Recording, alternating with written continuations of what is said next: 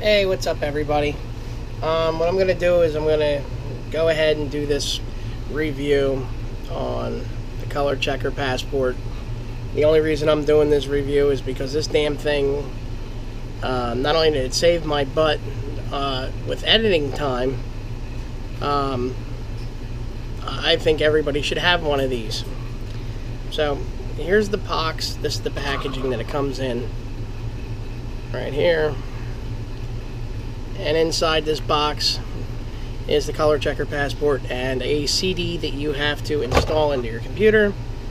And this is the actual device in its closed up form. That's how thick it is. That's how big it is. Just to give you an idea. Here's the back of my Canon 7D Mark II.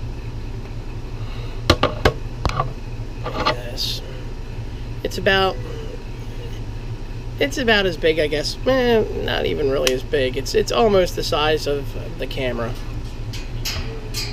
but it's ridiculously thin. It's extremely light. It's made out of plastic. You open it up. You have your gray card target. Now, if you look here, this is the guarantee. It tells you that it's only good for 2 years, and they say that after it hits the 2-year mark that you want to throw it out, and you don't ever want to touch the color swatches. That's the other thing you don't want to do. Alright, so let me open this up, and there's the colors. That's it. This is basically the long and the short of it. So what you do is you hold this thing up, or have the person that you're getting ready to take a picture of hold this thing up just like this right next to their face, kind of like what I've got going on here. Let me bring it in so you can see. Let's do it like that. Okay, and every time you move your lighting, say you're doing an indoor shoot and you're using your lights, you take a picture of this thing and that's it. Say you're doing the same shoot and you go outside, well, then you have to take your color checker outside, take another picture of it, and so on and so forth. So every time you make a major change to your lighting, that's what you need to do. The next thing that you want to ensure is you want to make sure that this thing is completely flat to the camera so that the camera can read this. On there, see if I can show you this, there's these little marks and stuff for the software to read. See, I don't know if you can see that. You should be able to. Alright, so what you would do is, after you make sure that that's flat to the camera, and it can be about an arm's distance away, you don't have to be super close on it, and the picture itself doesn't have to be ultra sharp, just the color checker needs to be sharp. Now you can see these little icons on here. This is your temperature reading, from this side being cold, this side being warmer. This is for outdoor, for landscapes. So James, pay attention, because your landscape photos are absolutely outstanding. This is for your outside landscapes. Down here is your black and white slider. These are skin tones. And down here is your white balance, which you could white balance off the other side of this, as I showed you in the beginning of the video. And if you don't like that particular white balance, then you can white balance off down here. Alright, how does it work? It's simple. I'm going to show you. I've already created custom profiles for this particular wedding shoot. So what you want to do, this works with Lightroom. Make sure I'm seeing this properly. Okay. You go down to File, Export with Preset.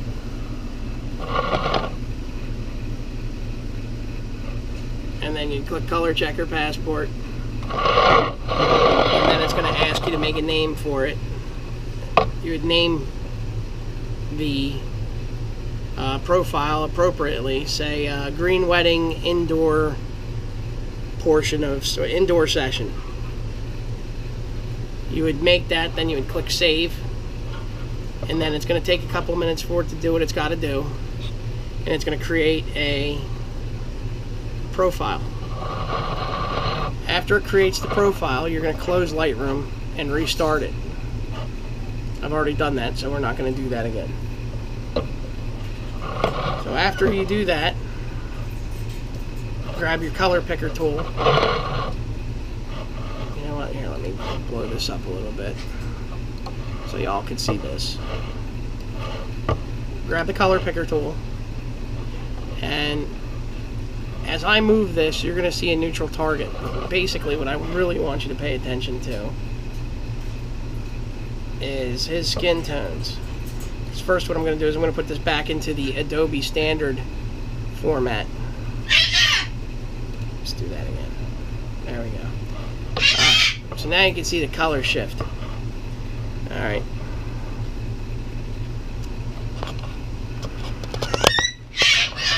My bird's going to make some noise. Alright, so let me move this forward so you can actually see this happen. Because this is really cool.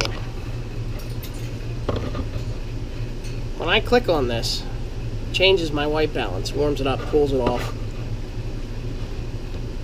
I grab my color picker tool. Okay. What I am going to do is I'm going to move you over to the smaller window so you can see this happening. Alright, so this would be a good white balance right here, the one that I just selected.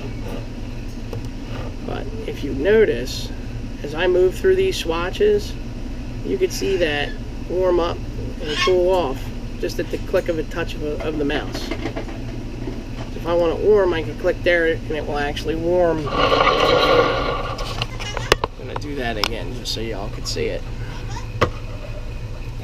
The tones are extremely too warm. Usually I like to go with that one. And now it's pulled the color temperature for me.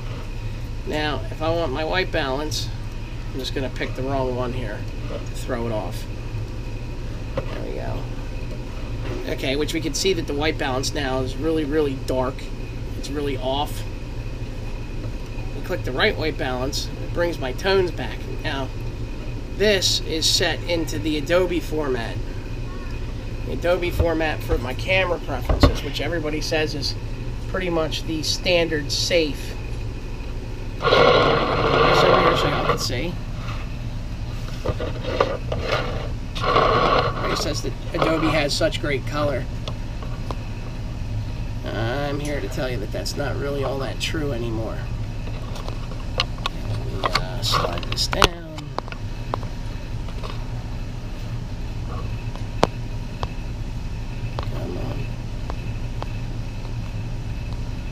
Trying to get this camera to stay for me. I don't want to.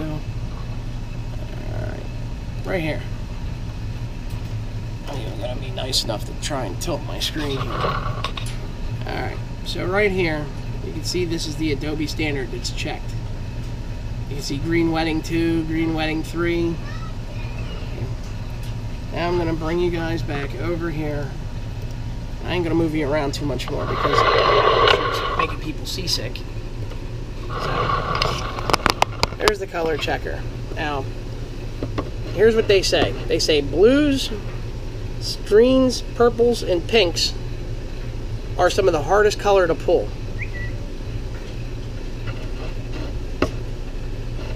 So, right now we're in the standard. Watch what happens when I click this. You just see the colors shift on the color checker, which means that it's functioning properly. The blues are blue, greens are greens, purples, purples, and pinks, the yellows, it's all there. And if you look, this thing to fit. The actual photo itself, when it first started off, was pretty nasty. Let me see if I can pull this back. That's what it actually looked like. And that looks horrendous. It's full of red. It's just awful. And that's it with the correction. Now, there was no editing done. I'm actually going to pull soft proof too so you can see it. There was absolutely no corrections made other than me allowing the software to create a profile for the color.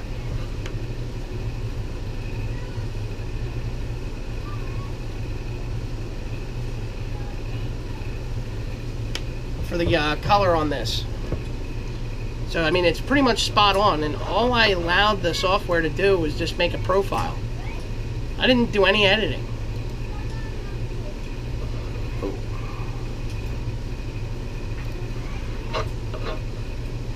Click out of that. If you look,